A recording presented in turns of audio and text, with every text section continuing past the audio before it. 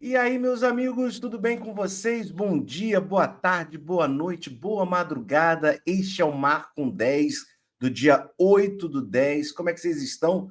Data FIFA. O Vasco se reapresenta depois de uma folguinha do jogo de domingo, hoje, quarta-feira, na parte da tarde. É claro, sem PH e Pumita, respectivamente, na seleção brasileira e na seleção uruguaia. E a gente vai trazer aqui as notícias, as expectativas e o burburinho desse campeonato brasileiro que ganhou um peso, ou pelo menos ganhou um assunto que não sai da boca da galera e especialmente dos dirigentes brasileiros. E acho que todo mundo tem que ficar atento a esse papo. Antes de tudo, quero agradecer a todo mundo que está colando aqui no OVOV, no Ouvido Vasco. Se puder deixar aquele like, se inscrever no canal, a gente agradece muito. Tem clube de membros para vocês. Tem também o QR Code aqui do lado, que eu sempre troco aqui, ó, o QR Code do LivePix. Quem puder ajudar, quem puder contribuir, a gente agradece bastante. Queridos, olha, data FIFA, você fala, bom, futebol brasileiro vai dar uma esfriada, vai ser o foco na seleção principal, os amistosos, os testes de Carlo Ancelotti, e a verdade é que pouco se fala nisso, e sim sobre a arbitragem, né?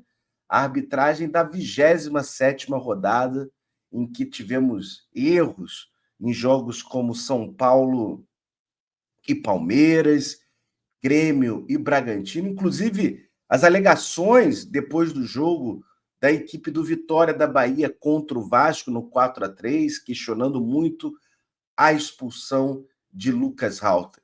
Mas são tantos times soltando nota, questionando a arbitragem, pedindo para a CBF os áudios do VAR, que a CBF ontem teve que fazer uma reunião extraordinária em sua sede na Barra da Tijuca, aqui no Rio de Janeiro, para tratar do assunto. Chamou todo mundo, quem não é do Rio de Janeiro, para ser um papo online, né? À distância para alguns, mais presencial para outros. Alguns árbitros já foram afastados, como Ramon Abate Abel, né? Assim, um árbitro conhecido que vinha apitando diversos jogos de Série A, arbitragem que ficou no VAR também de jogo de Grêmio, Bragantino e Palmeiras e São Paulo foi afastada. Se fala em reciclagem, se fala em medida mais pesada da CBF. Porém, a grande surpresa, além do chororô que a gente tem visto, porque é aquele papo, né? Quem não chora não mama. A impressão que dá que todo mundo está falando um pouquinho de arbitragem para não ser prejudicado, entre aspas, lá na frente, para não ter a mão pesada, ou apito, vamos dizer assim, descontando por um erro do passado. Vocês não sabem a última, né?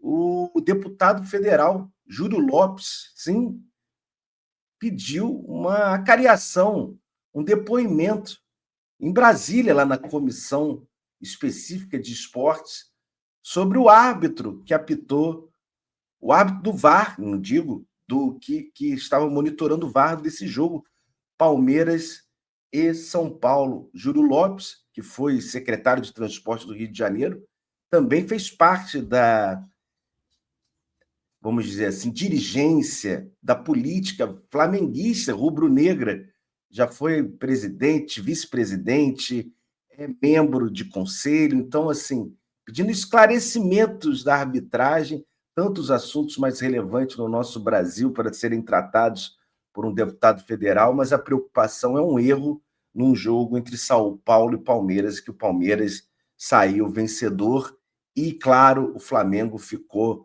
um ponto atrás na tabela. Que loucura, né? Vamos acompanhar. Acho que o Vasco tem que se monitorar, ficar esperto, porque esse papo pode respingar nele. Não estou dizendo no sentido de maldade, má intenção, dolo da arbitragem prejudicar A, B ou C. Não acredito nisso.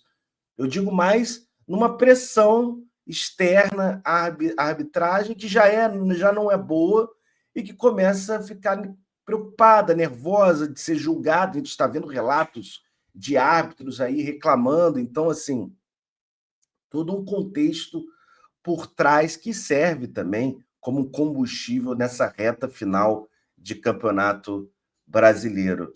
A gente fala de reta final de campeonato brasileiro e muita gente reclamando do gramado de São Januário, né? O próprio Diniz, na coletiva do jogo com o Vitória, falou que o gramado estava seco, mas visualmente o gramado também não está bonito, né? Aquelas manchas amarelas que não saem. E o relato trazido pelo Atenção Vascaínos e até a galera do Arena Cruz Maltina é de que o Vasco ia conversar diretamente com quem cuida do gramado, a Greenleaf. A Greenleaf, que é uma empresa voltada para a manutenção de gramados, também cuida do gramado do Maracanã, um gramado que também bastante criticado e ultimamente até que não tem sido alvo da crítica da imprensa. Então, fica aí um detalhe interessante para a gente ter uma solução. O relato que eu tive lá em São Januário, e repito aqui, de uma forma não oficial do Vasco, e sim nos bastidores, é de que para melhorar o gramado de São Januário, isso é, as cores, né, e também essa secura, seria apenas um jeito, a troca de todo o gramado. Não daria para trocar o gramado em parte, ou apenas o detalhe das cores, que teria que trocar todo o gramado. Então, assim, talvez seja uma situação que a gente não consiga fazer nesse momento. Mas, repito, acho que realmente, visualmente, para quem gosta daquele gramado verdinho, batido, na televisão e ali em São Januário, fica feia a apresentação, né? Aquela coisa meio imagem é tudo, e é verdade, não dá para dizer um campeonato milionário como o Campeonato Brasileiro não pode ter imagens, e não falo só do gramado de São Januário, não. Outros gramados, e um campeonato com gramados tão 8 ou 80, né? Tem gramado sintético, tem a grama de Caxias do Sul, que também é afetada pelo inverno lá de Caxias, do Rio Grande do Sul. Então, assim, temos que entender, ter um denominador comum e uma qualidade universal dos gramados no Brasil, até para manter o estilo de jogo, né? E uma unanimidade, vamos dizer, né? Uma isonomia na forma de se jogar. Imagina, você vai jogar numa época do ano em que um gramado está destruído por causa do inverno ou do verão, e um outro time que vai jogar num período mais ameno vai ter uma facilidade maior e acaba criando um desnível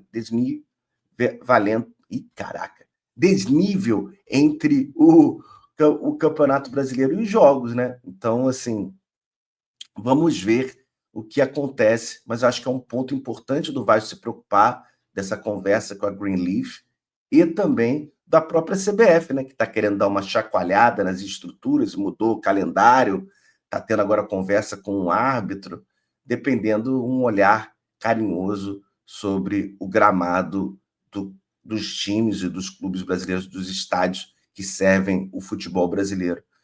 Vocês sabem que esse papo de arbitragem, esse papo de disputa de título de Campeonato Brasileiro e até de Libertadores tem mexido bastante com Palmeiras e Flamengo. E o Flamengo está na briga também com a história da Libra, né? Vocês sabem que o Flamengo entrou com uma ação na justiça para bloquear os direitos de televisão que seriam destinados aos clubes da Liga, inclusive o Palmeiras está sem esse valor, Vitória, São Paulo, se não me falha a memória. Então, assim, muitos times com valores em aberto, porque o Flamengo discorda da forma da divisão dos direitos de televisão. E isso está criando uma briga, vamos dizer, uma divisão maior do que já tem. E o Flamengo esteve ontem reunido, a diretoria do Flamengo, junto com seus conselheiros, e você sabe que a palavra Vasco não sai da boca dos caras. A última é que o presidente do Flamengo, né, o PAP, não aguentou e disse que a Leila Pereira, presidente do Palmeiras, tem uma agenda própria e que questiona o financiamento DIP, o empréstimo de 80 milhões da Crefisa ao Vasco. Aspas para presidente do Flamengo, o BAP, na reunião com os conselheiros. Eu não tenho dúvida nenhuma de que existe uma agenda muito clara. A gente está falando desse problema da Libra e a empresa que ela preside, no caso é Leila, emprestou dinheiro ao Vasco. Ele diz que houve uma redução da garantia das ações da SAF de 20 para 10 e destacou que esse acordo entre Crefisa e Vasco deveria ser questionado, já que está construindo um fair play financeiro no Brasil. Que doideira, né? O cara preocupado até com o Vasco que está sem dinheiro, o Vasco que está em recuperação judicial, eles se preocupam muito. E olha que a gente nem faz parte dessa Libra, graças a Deus, mas eles se preocupam muito com uma retomada, ou pelo menos uma volta à disputa de títulos do Vasco da Gama. Eles tremem, como diria nosso saudoso presidente Eurico Miranda. É isso, meus amigos. Essas são as notícias do dia. A gente vai trazendo mais nessa data FIFA. Muito obrigado pelo carinho, muito obrigado pela moral. Peço de novo, na base do 0800, deixar aquele like, se inscrever no canal, ajuda muito. Deixa nos comentários o que você achou. E por que não, quem puder, claro, fazer aquele live pix da galera. Obrigado, povo. Tamo junto. Valeu. Tchau, tchau. Saudações vascaínas.